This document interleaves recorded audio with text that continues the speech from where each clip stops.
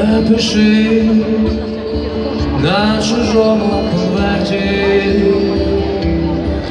те, що так у листі не згадав, і за крок до відважної смерті будь таким, яким Бог тебе знав. І поглянь, як навколо світає,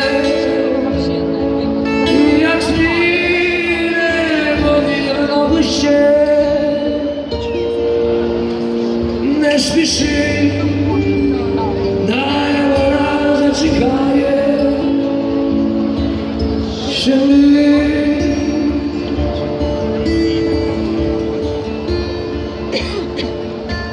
Пригадай той садок коло хати, де плекав свої мрії мали,